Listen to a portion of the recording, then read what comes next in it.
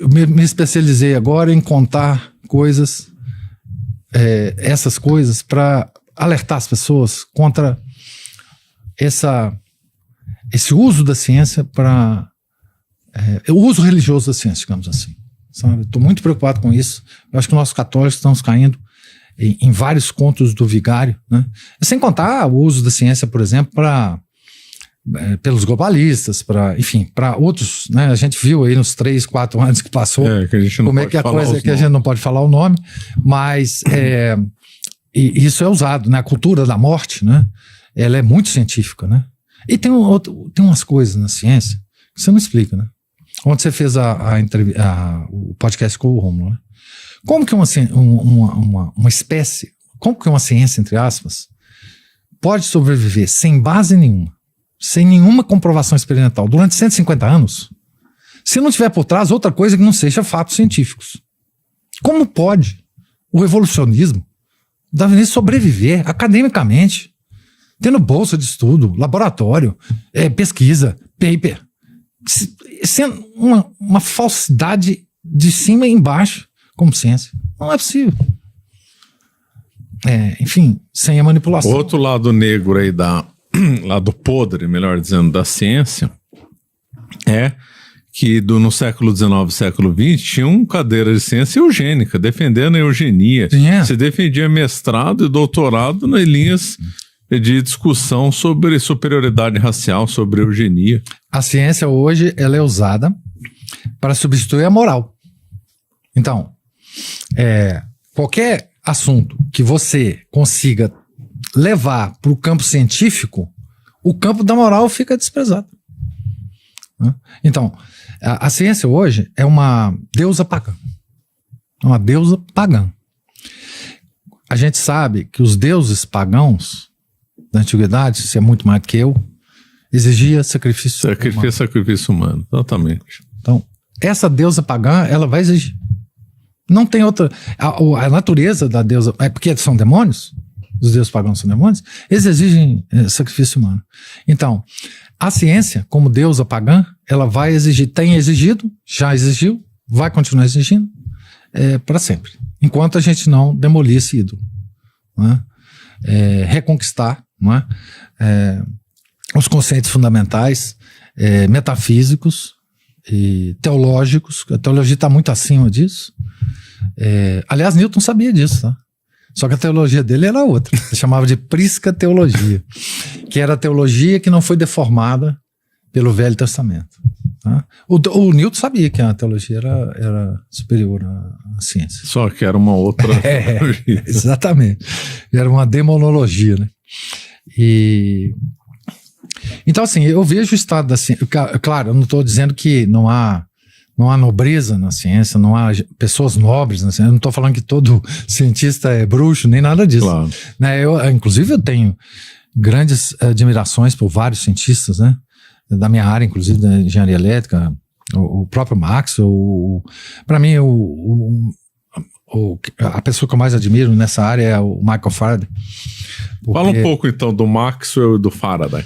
Pois é, o Faraday, ele é um ponto fora da curva em todos os sentidos, né? Ele foi um sujeito que ele era muito pobre, então ele foi aprendiz de um mestre naquele esquema de guildas medievais. Imagina, isso no início do século XIX, desculpe. Ainda tinha esse sistema na Inglaterra, relativamente funcionando. E ele queria aprender a encadernar livros. E nessa tarefa de aprender a encadernar livros, ele um dia pegou um livro de química. Leu o livro de química antes de encadernar. Ficou fascinado com aquilo. Fascinado, né?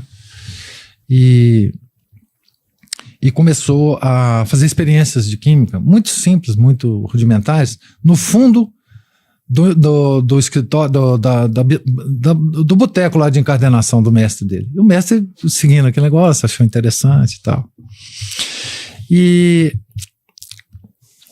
tinha umas conferências de química em Londres, de um grande químico, famoso químico, e o Michael Faraday falou pro mestre dele, poxa, eu gostaria de ir, mas essas conferências eram muito caras, só para nobreza, só para ganhar dinheiro na Royal Institution, um químico muito famoso lá. E aí, um dia, um cientista entrou lá para pegar um livro e tal, e viu o Faraday fazendo experiências. Falou, o que é isso aí e tal? E foi lá e viu essa experiência do Faraday. Ficou fascinado. Pô, menino desse fazendo essa experiência. Ele falou assim, eu tô querendo te dar um presente, o que você quer? Eu quero o ingresso para a conferência do fulano. O cara foi lá e pagou. Era um nobre. O cara foi, tomou nota. Tudo que ele viu nas conferências desse grande químico. Nota com observações. E um dia ele formou lá no mestre da guilda, não tem mais nada para você aprender aqui, você vai embora. Ficou na rua, sem nada. Ele falou, vou visitar esse químico lá na Royal Institute. Foi lá e visitou o químico. Falou, olha, eu tenho aqui os cadernos que eu anotei dessas conferências. O cara olhou, mas não é possível. Cara, olha, mas eu não tenho nenhum emprego assim para você, de nada e tal, mas eu tenho o faxineiro aqui, foi embora, se quiser ser faxineiro, eu fui lá ser faxineiro. Bom, esse menino, com esse background, ele chegou a ser o presidente da Royal Institution por não sei quantos anos, 30 anos. Ele contribuiu tanto para a química quanto para a engenharia elétrica, mais do que qualquer física experimental de todos os séculos. As obras dele são absolutamente extraordinárias, as obras tanto de elétrica quanto de química. Um homem que chegou ao entendimento do que era um campo eletromagnético e como é que o campo magnético, o campo elétrico funcionava, sem nunca ter usado uma equação nas obras dele. Você não encontra uma equação, só explicações. Quando o Maxwell começou a trabalhar com eletromagnetismo, ele conhecia as obras do Faraday. E no livro que ele publicou sobre eletromagnetismo, que é a teoria dele, ele no prefácio ele fala assim, olha, se eu com esse livro ajudar vocês a entenderem a obra do Michael Faraday, eu estarei satisfeito. Agora, o Maxwell era um grande matemático, né? O Maxwell, assim, qualquer das coisas que ele fez na vida, se ele fizesse só aquilo, já seria um físico famosíssimo.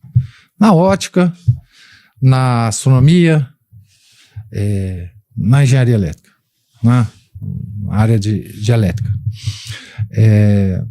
Mas nós devemos ao Maxwell as equações do campo eletromagnético, que ninguém sabe o que é, por mais que se fale por aí, né?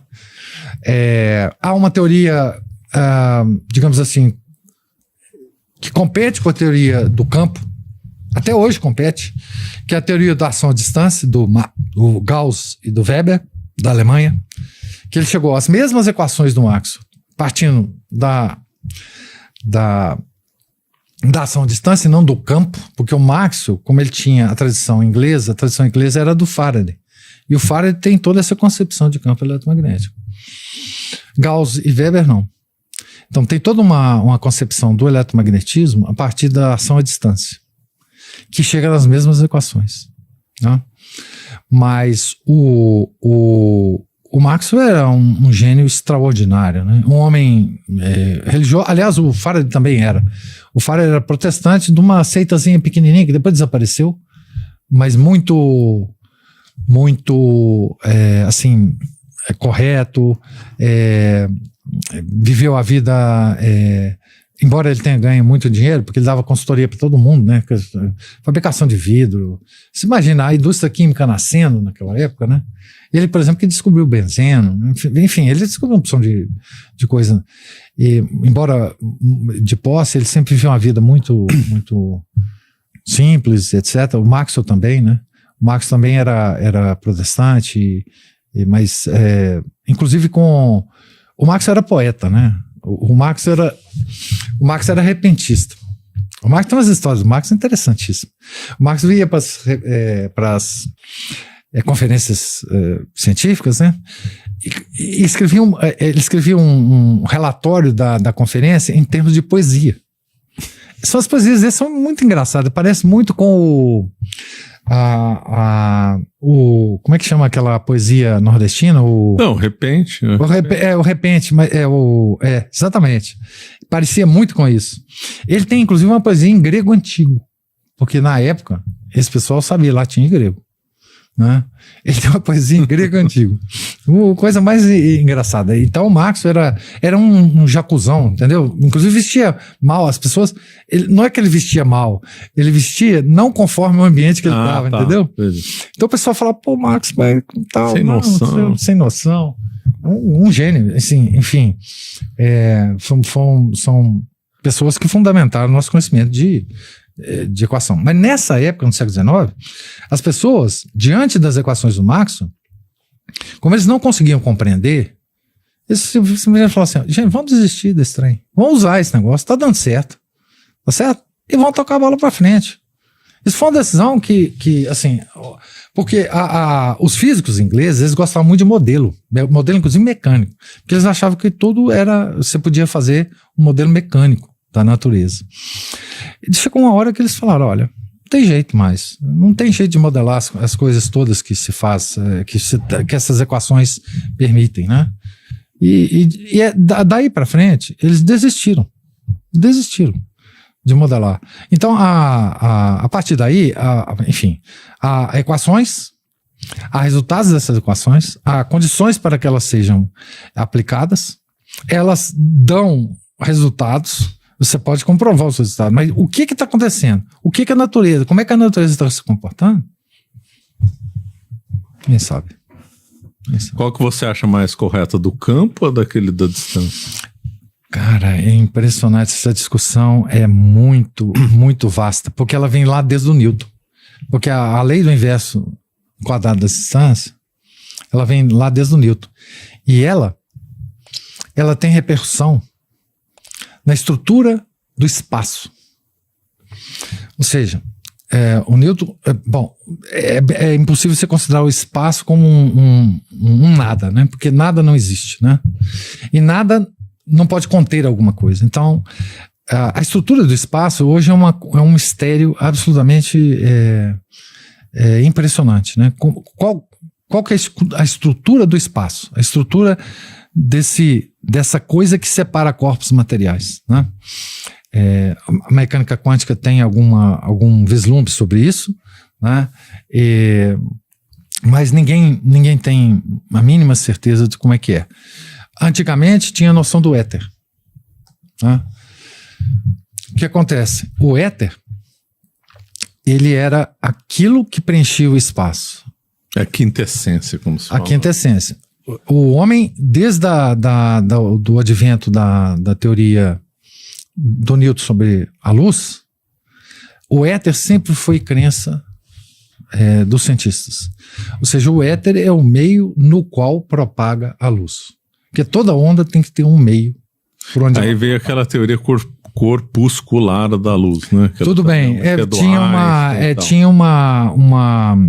uma natureza dual. Né? Mas a luz, quando ela se comportava como onda, ela ainda exigia um meio para se propagar. Como a água, né? Aquela pedrinha na água, etc. Bom, o que acontece? Com a teoria especial e depois com a teoria especial da relatividade, os homens pensaram que o éter estava morto. Certo? Só que é o seguinte, quando o Einstein fez a teoria geral da relatividade, ele ressuscitou o éter, com outro nome. Porque ele começou a falar de espaço, com curvatura de espaço. Bom, o nada não pode se curvar. Tá certo? Não tem jeito. Então, deve ter alguma coisa ali que se curva. Então, há uma estrutura. Então, essa lei do inverso quadrado de distância tem muito a ver com a natureza desse espaço, né? É difícil eu sou mais, digamos assim, eu tenho mais simpatia pelo campo por causa do Faraday, sabe? Que eu tenho simpatia por ele. É uma simpatia pessoal. E acaba levando, né, para essa interpretação. Né? Mas as equações são as mesmas, né? Em relação ao Einstein, você chegou a estudar alguma ligação dele com o ocultismo ou não? Não, com o ocultismo não. Eu acho assim. O Einstein tem uma participação numa discussão que é antiga, que é do heliocentrismo e do geocentrismo. Esse aí do é uma ponto de referencial e tal. Né? Não, é o seguinte, é porque, na verdade, o que acontece é o seguinte, a teoria da relatividade especial, tá certo? Ela nasceu para dar uma explicação de um experimento que apontava para o geocentrismo, que é o experimento de Maxwell-Morley. Esses dois cientistas fizeram uma experiência uma vez para testar se a Terra girava em torno do Sol. Tá? E teve um resultado nulo. Não gira. 1888. Esse ano é muito interessante porque 1888 foi também o ano que foi descoberto as ondas eletromagnéticas pelo Hertz. Bom, esse experimento, o próprio Maxwell-Morley rejeitou esse experimento porque eles eram heliocentristas, acreditavam no heliocentrismo. Falou, não, esse negócio não pode dar certo. Repetiu esse experimento várias vezes, eles, os dois, tá? E depois continuou repetindo ao longo dos anos. E aí, digamos assim, houve uma crise na comunidade científica, né? E a teoria especial da relatividade veio para explicar o experimento do Maxwell-Morley através da contração de dimensões em relação à velocidade da luz, ou seja, você move um objeto, ele vai se aproximando da velocidade da luz, ele vai se contraindo fisicamente, né? E também da dilatação do tempo. Foi assim que o Einstein conseguiu resolver esse experimento. Não, o experimento dava assim mesmo, mas a Terra continua a girar em torno do Sol. Pois bem. Tem comprovação científica das teorias do Einstein que realmente ter essa contração, tempo dilata? Esses são só conceitos. Tudo se comporta como se fosse assim. Tá não certo? Tem aquela história do relógio atômico que foi para o espaço, que teria provado? Não, mas não prova exatamente, porque tem outras teorias. Porque, veja bem que coisa interessante. Um dos pilares da teoria da relatividade especial é a constância da velocidade da luz. Tá certo? Só que essa constância da velocidade da luz foi derrubada na teoria geral da relatividade. A teoria geral da relatividade não considera a luz constante, a velocidade da luz constante. Então, aí há muito de, digamos assim, de vontade de acreditar em alguma coisa, né? Eu não estou discutindo as equações. As equações são corretas, funcionam. Agora, o que está acontecendo é que você não sabe, entendeu? Então, quando o Einstein generalizou o conceito de sistema referencial na teoria geral da relatividade, ele abriu mão de muita coisa da teoria especial, porque não ia dar certo, né? E a teoria geral é muito mais robusta do que a teoria especial, né? Porque a teoria especial é cinemática, a geral é dinâmica, tem a ver com forças, né? E aí, a teoria geral, ela ainda é uma teoria que ela mexe com conceitos que vai refletir lá no geocentrismo. Porque segundo a teoria geral, né, você não tem como separar ou privilegiar uma teoria em relação à outra. Ou seja, o universo, ele funciona segundo a teoria geral da relatividade, tanto se ele for geocêntrico quanto se ele for heliocêntrico. Tá certo? Mas aí funcionaria para qualquer coisa. Se a gente morasse na Lua, seria lunocêntrico. Não, o que ele está falando é o seguinte: da onde você está, não tem jeito de você fazer uma experiência para decidir se o sistema é heliocêntrico ou geocêntrico. Porque tudo se passa como se fosse qualquer um dos dois. Porque a teoria geral da relatividade, ela considera não só o sistema solar, mas ela considera todo o universo agindo sobre todo o universo. Tá certo? Então, se você fizer um universo girar, por exemplo, se a Terra ficar no centro, as forças que vão existir entre Sol, Terra e os planetas são as mesmas Se você fizer o Sol girar e o universo fica parado. Porque isso do ponto de vista do observador, né? E das forças, tá certo? As forças também serão as mesmas. Você não tem jeito de distinguir. Então, isso o Einstein tem várias obras dele afirmando exatamente isso que eu estou te falando, né? Não tem jeito de distinguir o sistema geocêntrico, é tão, digamos assim, é tão candidato a ser o sistema do universo quanto o sistema heliocêntrico. Vários outros cientistas afirmam isso, né? Então, o que acontece é o seguinte: em 1925, o Maxwell Mahler fez outra experiência. Falou assim: não, eu quero saber agora, naquele outro experiência, o experimento do Maxwell Mahler nunca foi considerado inexato. Ele foi até aprimorando. Então, é assim mesmo, o experimento do Maxwell Mahler dá aquilo ali, não tem jeito. Em 1925, o Maxwell Mahler fez outro experimento, agora para testar se a Terra gira em torno de si mesma. Um foi ver se ela gira. Aqui, agora, é para ver se ela tem o movimento de rotação, chamado. Né? E detetou o movimento de rotação. O mesmo experimento detetou o movimento de rotação. Tá certo? E aí, o que faz? Se nós pegarmos dois experimentos, a Terra não gira em torno do Sol, mas roda em torno de si mesma. Não dá. Não é estável. Não pode ser. Aí, você pode pensar assim: bom, então a Terra está parada em relação ao Sol e parada em relação a si mesmo. E o movimento que ele detetou foi do universo em torno da Terra. Isso é razoável de pensar. Tá certo? Então, essa discussão, embora ela seja considerada fechada, ela não está fechada. Tem um recente documentário chamado The Principle, que explora muito bem essas linhas, principalmente com o mapeamento do universo, do ruído de fundo. Né? E esse documentário, se vocês puderem assistir, vale a pena. Chama The Principle. Tá?